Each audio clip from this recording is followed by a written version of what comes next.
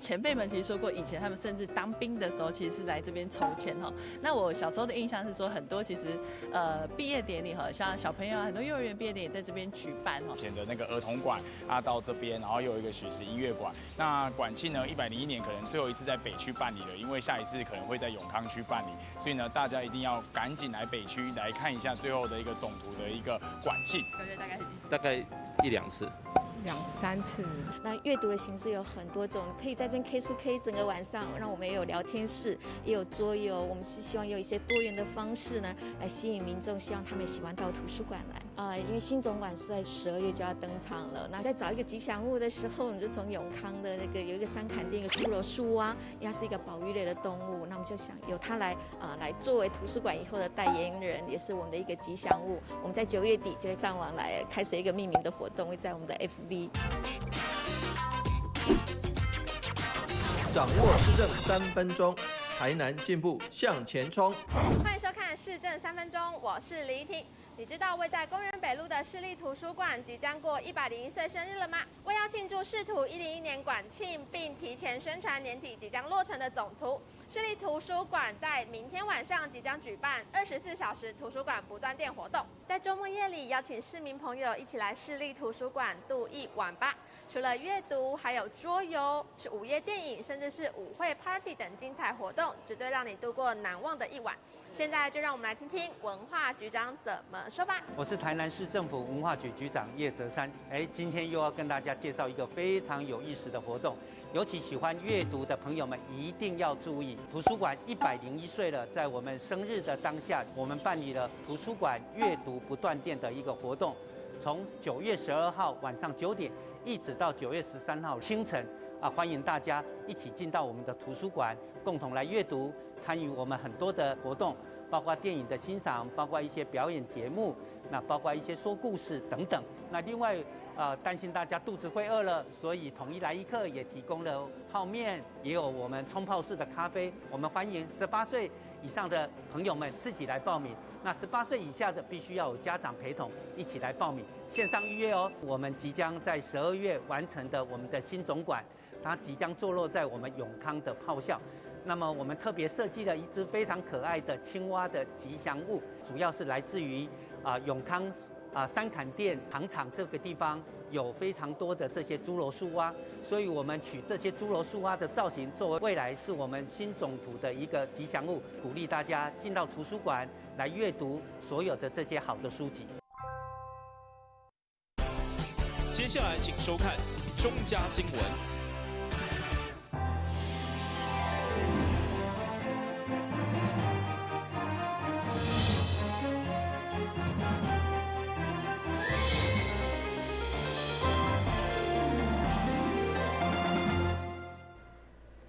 另外是近期欢迎收看9月14号礼拜一的中嘉台南电影新闻。总统蔡英文上午出席台南都会区北外环道路第3期工程的上梁典礼，会中总统强调，因为南科带动周边人口的成长，所以北外环道路对着疏解交通、加科技产业的发展任务实在太重要，所以要求工程一定要如期加速完成。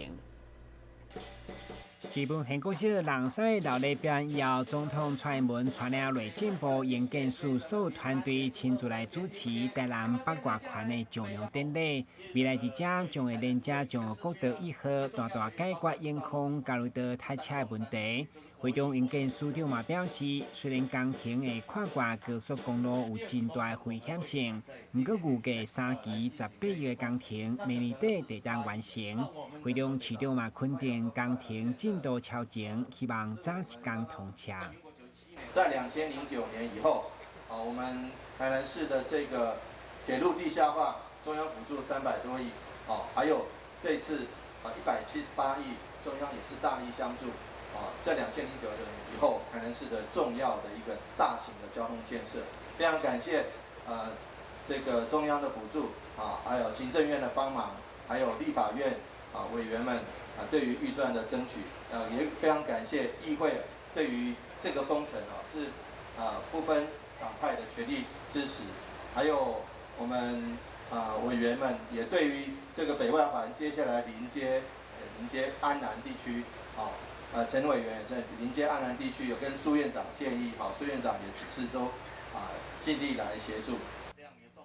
看到地方满心的期待，总统嘛大力支持，因为该工程除了互日后南科到安平只要15分钟，方便大家生活，嘛是一条未来产业甲科技发展的重要道路。第一个，工作通勤更加的便利。未来北外环道路工程全线通车以后，将成为关键的路廊，可以串联我们南科、永康工业区、台南市区以及科技工业区等区域让安平到南科只要15分钟更可以打通国道8号、台一线等道路的瓶颈可以改善我们南科的连外的交通第二，我们台南市1小时生活圈的成型，那么北外环道路可以配合现有的国道1号、3号以及台86和61号，改善东西向的路网，让台南的交通更加的完善。市府团队努力并建设，中央嘛全力配合做回抢，强调工程愈急愈急完成，袂当拍折。台南新闻管制何乔邦采访报道。由上主青甲三广有线电视所主办的 Home Plus 电影同乐会，在日暗时伫东区德公里活动中心举行。会中配合防疫，大家拢挂嘴暗来欣赏影片。现场去将近200位亲自参加，气氛相当温馨。有线电视电影同乐会伫开场进前，主办单位配合政府的防疫，除了量体温、酒精消毒，嘛互参与的民众专程戴上嘴暗。主办单位上主参加三冠龙有线电视总经理徐文奎表示，希望善尽媒体企业的责任，回馈用户，持续行入社区，服务无同的族群甲弱势。同时嘛，代表公司接受南台南家护中心的感谢状。好，来我们看前面哦。往年啦逐冬拢会办这个卡拉 OK 的比赛，到旧年为止，阮已经连续办13冬今年因为这个疫情的关系，所以因为阮大家改做这个比较好可以管理，会当互大家量体温，大家入来拢有量体温嘛会当那个戴口罩，用酒精消毒，这样子好好管理，让做好防疫的工作，也可以大家可以很安心放心的来欣赏电影所以这样的改变也不错而且我们也服务了不同的一个族群和对象那我们也邀请一些弱势团体来参与我们这样的活动嘛感谢今仔大家这个参与啦会中东区的区长陈胜男、议员蔡小薇、蔡宏全、洪家珍加曾信凯的助理，东区这位里长嘛拢到场，肯定有线电视公益回馈的活动。真的是非常感谢双子星，真的是做不一样的公益啦。我常你讲这个唱歌里面的特定族群，每次唱歌比赛都是特定族群。然后今天双子星因应这个疫情，然后可以做一个改变。而且我这个是真的是非常好，让我们不同年龄层的人，袂晓唱歌，也是讲较不爱唱歌的人，会使换一个所在来看电影，这是一个非常好的活动。主办单位除了回馈乡里甲用户，现场嘛邀请弱势团体同齐欣赏，包括南台南家护中心、甲美善社会福利基金会，互因留下难忘的回忆。这个邀约那让我们这些孩子的话，在这个周末有一个蛮愉快、欢乐的一个日子那今年刚好是我们家护中心70周年的日子那也非常感谢大众长久以来对家护的一个支持跟鼓励那也让我们这些服务的家庭，那在生活上没有一个后顾之忧，那对未来的话也更有一个希望在此还是要谢谢大家。会中除了看电影同乐，主办单位嘛订了弱势团体所制作的点心餐盒，并且还有可乐公司的赞助饮料，免费提供给现场的所有民众同齐响应。同时，在活动当中，嘛安排公用频道的宣导、媒体试读、有奖征答加写好评抽奖等活动，互大家除了欢喜来看电影，还佫有独家的礼物会用个炸转去。台南新闻综合报道。但是客家路渣掩埋案愈来愈受到注目。根据了解，5当前伫将军溪边农地就发现疑似路渣再利用的产品，虽然当时的栽培甲土壤同金属检测拢无超过标准，不过一直到去年也受民众检举。日间市府虽然已经要求业者限期清完，不过议会嘛组成专案小组调查实地会勘。由台南市议会建设委员会组成的客家路渣掩埋案的专案小组，上午伫个召集人李文俊的带领，议员无分党派，将近120位拢到场关心。其中先看民祥新的2件集配处理加堆放场，虽然业者进行强调集配处理是路渣饲料的再利用，不过堆置场坑的就是当年民国104年清出来疑似路渣，总共有55000吨。单田主席正前方地面上一小丘那个部分呢，就是等一下我们要去看的地号1746、1747、1748这3个地号农地挖出来的。现在那现地这边大概有870吨左右。那各位看到这个上面这个像墙面这个部分呢，是104年的时候呢，民祥新清出来的5.5万吨的，较早的，古早的。虽然民国104年路渣掩埋，市府环保局甲地政局，敢若依照违反废弃物清理法甲违反区域计划法来轻处罚，一直到今年，还佫被检举有3笔土地有疑似的状况。对此，市府除了依照废弃物清理法上悬罚12倍，并且要求业者限期180天爱清理完毕。虽然业者对9月初就进场来清理，不过议会调查小组要求。相关的检验一定要有百分值的参考，袂用个讲检验无超标就无代志。环保局因为一直有这个可能会误导检察官这个事情呢，那检察官对炉渣和相关的法令的熟悉度，确实像我们一般人讲真的，今天所有议员坐在这边，又有多少人对炉渣、粒料、炉石粉这么的清楚？因为那个是很涉及专业的事情。但是我们今天在看，我们第一个点看的东西跟第3个点显然是不一样的东西。那它是不是其实埋的根本就是炉石粉？那你说它是粒料？你讲安尼足无道理。咱边土地都完好无缺，你这边检查会超标，所以就 OK， 我们可以这样的道理。安尼大家嘛要摕污染的所在来甲交缴的。不管落渣无落渣，堆置场处理偌济料，伊的销用不管伊讲的啦，讲这什么哦，去赔40几万吨啦。水泥几万吨啦，吼，收了，伊抗地才会较多去看伊工厂了，来伫农地偌济，你项目爱还真做啦。今仔日进交农业局大土地，你讲环保局去查，今仔若凊彩一个传错，办一个农业局也落去，地政局也落去，刀仔局也落去，开单落去，今仔日倒仔加报纸报出来讲，伊得着4个个好处。结果开着是6000块，搁加6000，加12，加6000，安尼人会感觉无公平安尼尔。源头在环保署定了一个裁罚基准，我也不反对。如果立委可以的话，跟环保署反映说，哎，那快递在这个裁罚准则呢，能不能再提高？你提高多少，我们就照办哦。所以这个部分倒是可以请立委再帮忙一下。我觉得地方的环保局只能按照中央定的裁罚基准。去测算它的那个裁罚金额。讲的话，什么事情都说那叫立委处理，那台南市环保局做什么？你们不能向上反映吗？你们不能有其他的积极作为？那最后要叫陈椒华委员去，不好意思，我们党就3个委员了。那你们的全面执政大党没有办法向上反映，台南市政府跟现在的中央执政不是同党吗？为了避免客家农业炉渣最终的处理场，连带造成农民农业的影响。现场这位议员要求环保局一定要公正、公开，并且严格来监控。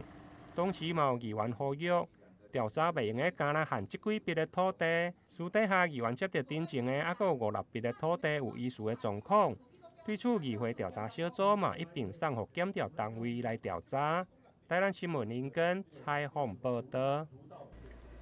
2月14日下晡召开第3届第4次定期会听书委员会，会中决议将伫9月24号召开第4摆定期大会，同时嘛将安排客家路查甲国土规划专报告。14号下午，台南市会召开了第3届第4次定期会第1届的新事委员会，由着议长郭信良主持，议员王家珍、蔡耀辉、区丽丽、吕维颖、吴通玲拢共同出席。市府由着副市长柯尔典、秘书长方进成、民政局长严正彪共同列席。会长除了决议将要伫9月24号召开定期会，同时也将会针对备受关心的客家路查甲国土规划来进行专案报告。那今天程序员主要审定了本次定期会议的议事日程。那我们本次的定期会的会议日程定在于9月24日至12月2日呢召开，10月7号里面就加个公车会来列席参加。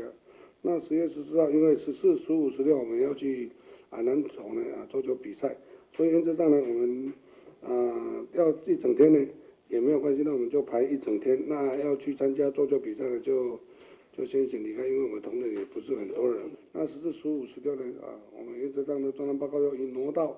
10月23号。那10月23号的下午呢就这个国土规划的专案报告。那国土规划呢就原则上麻烦市政府将这个现在初步的草案呢在各区来对它做个图档。那根据议员呢，希望我们议员自行呢去了解他个人的陈情案件，各选区里面自己的有一些因为国土案件当时的设计规划有点不良和原来有出入的话，那可以直接呢在这个议会中间呢向我们的相关的单位呢可以做个了解。这届客家路查专案报告原本是规划半工，但是经过议员的讨论，将改成规工，会伫10月14号来展开。同时，市政总质询将会伫10月21号开始。这届的定期会也将会伫会中以新早台南市110年的总有算。台南新闻郭博义采访报道。先休息一下，马上回来新闻现场。以音乐阅读文字，以乐曲串联生命。透过台南爱读册欣赏台湾文学，享受听觉带来的阅读飨宴。敬请锁定每晚8点半第3公用频道。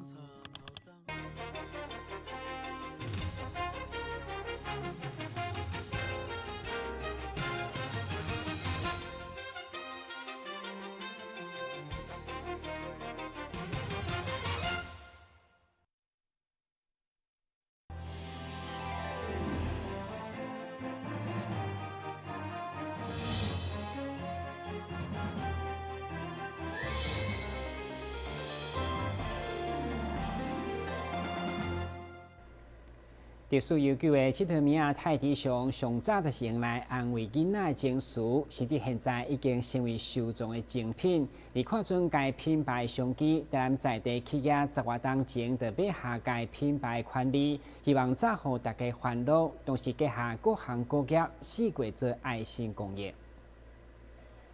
看到泰迪熊古锥的模样，相信不管大人囡仔拢会做介意。而处伫台湾总代理的精典泰迪熊公司，也是咱台南的在地企业。当年除了在商言商，甲5星级酒店合作推出主题大房来吸引消费者以外，该企业10月当来嘛4过做公益，除了配合市府过年期间伫新华楼街拼观光经济，那配合社会局甲会计师工会主持音乐会，要来销送。用捐发票唤起大家对弱势团体关心。那只要公部门办，我们就一起来做公益。那这个品牌基本上我们公司都买下来了，所有的权利。所以像台南市金鹰酒店，有一只大只的泰迪熊，你进到金鹰酒店的 lobby 就看到了。那金鹰酒店里面有6间泰迪熊主题房，目前是全台湾唯一的泰迪熊主题房。所以非常有特色。那我们跟食衣住行娱乐各个行业合作，那基本上一个行业我们只选一个合作方，作为我们泰迪熊的所有的相关产品等等。那未来我在东南亚我们也会陆续的推出这个品牌，所有的好玩的地方。当然，总经理本身嘛是商粉，加上该品牌吸引力实在太大，所以未来嘛将进军东南亚，以上健康、上幸福作为出发点，持续结合公益行动，造福大家欢乐。台南新闻管制何乔邦采访报道。配合全国交通安全周的宣导，市府社局今年迎接重阳节系列活动的第一站，由市长担任宣导大赛，呼吁所有长辈甲民众拄着大车一定要注意司机有视线的死角，千万唔通挖伤近，共同来守护长辈行路安全。迎接中节担市幸福中央安全系列活动，上午伫土城罗里门圣母庙登场，同时嘛是要配合全国交通安全周的第一天，由市长带领侪社区的长辈来参与，场面相当的热烈。会中提醒长辈，若骑机车爱真细腻，千万唔通伫黄色甲红色区域，也是大车司机看袂到的死角，会真危险。多谢，多谢。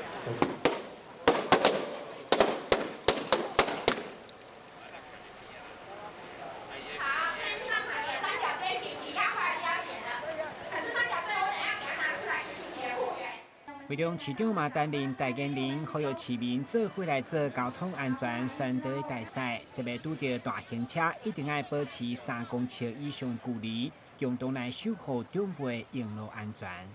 拄到大型车，你就闪较远的就对啊，莫甲大型车安尼徛伫边啊，无就做危险，就插像头拄仔迄个三角锥安尼，甲你告歹去。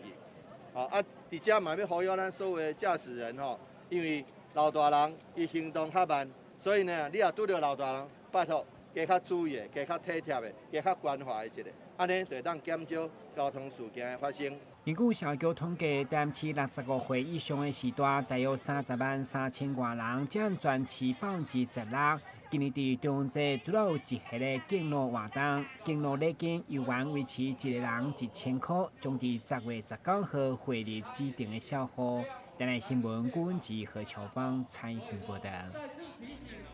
接着关心详细天气变化。